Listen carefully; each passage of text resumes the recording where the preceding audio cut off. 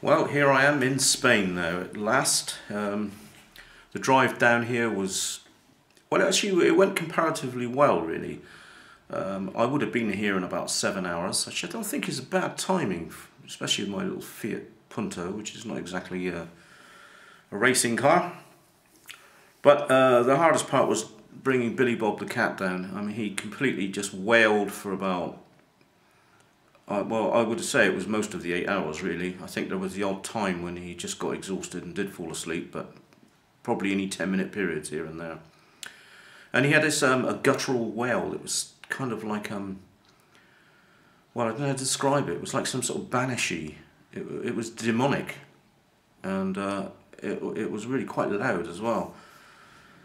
And he also peed himself right at the end as well, which stunk a little bit. At least I only had about an hour of that.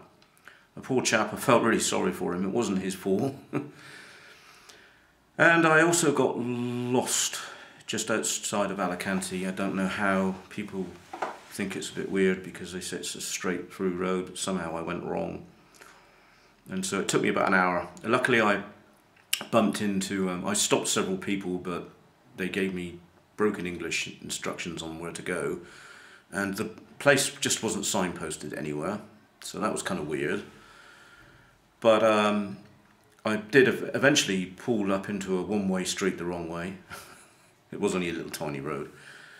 Behind a group of people, it turned out to be English, and they said, "Oh, we are going right past that area, just follow us." So that really worked out well. And eventually I ended up in here.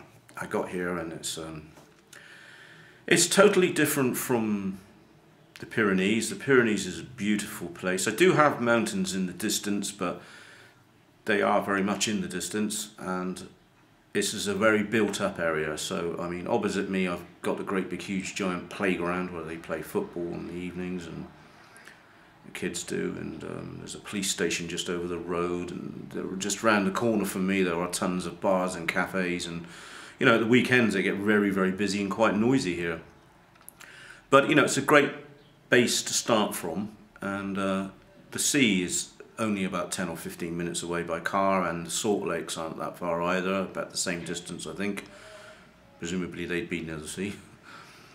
And there are lots of other places of interest that are not far away, so there's plenty of beauty outside of it, but actually where I live, you know, I haven't got the views I had before. And I think I will miss that a little bit.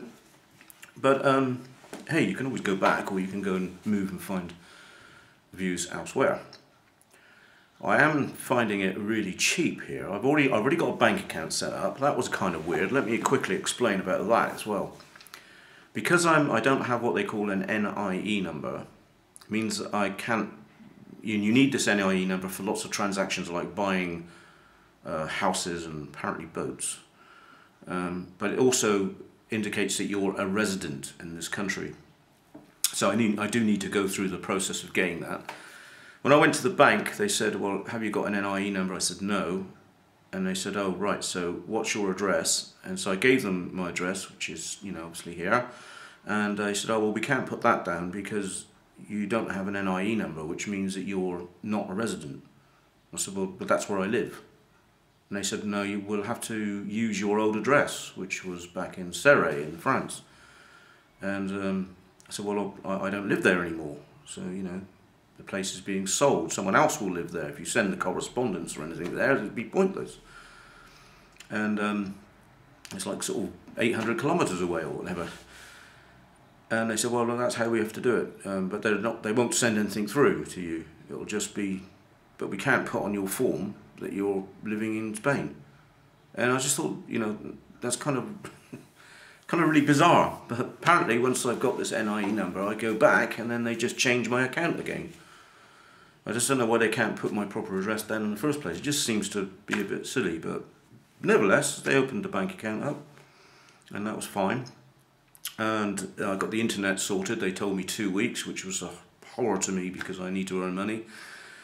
But luckily, only yesterday, which is only just after a few days, only got here Saturday, so was that Wednesday, the guy arrived to do it, so that was fantastic. It's all running smoothly. It's not as fast as I had in France, but it's not bad. It's good enough. So that was good. I've already explored some of the area on foot. The local town down there, I've been into that area. I haven't really visited any of the bars or cafes down that end. I've gone up the other end so far, which is where the supermarkets are, and then you walk along a little dual carriageway and you're up into the next sort of kind of village or town or whatever you'd like to call it. And that's predominantly a very English bar there, which is actually not a bad place to start. Nice friendly people in there, and as I say, lots of people speaking my language, and apparently, in really, to be honest with you, I have a job to find anyone who speaks Spanish. It's English everywhere. So I thought Surrey was full of English, but there's a lot more here. And yeah, it does seem that a lot of the Spanish do speak English. Even the guy who came to do the internet spoke perfect English. But that's not an excuse for me not to try and learn some. And so I am going to enroll in a class, which... because I didn't make the effort when I was in France enough, and I got to here. And because I am going to stay here for at least a year, maybe not in this house, but I will stay in this area for a year. And so in that time I should be able to go into the Spanish bars, and because there's tapas bars that I want to explore and things. So I want to be able to go in there and be able to, you know, at least get by. And I think that, bit like the French really, they kind of like it and appreciate it if you are trying to speak their language. But as I say, the supermarkets, the banks, the chemist or the pharmacies, they all seem to speak English. So it does make life a bit easier, I have to say. It's a bit easier than it was in France from that extent.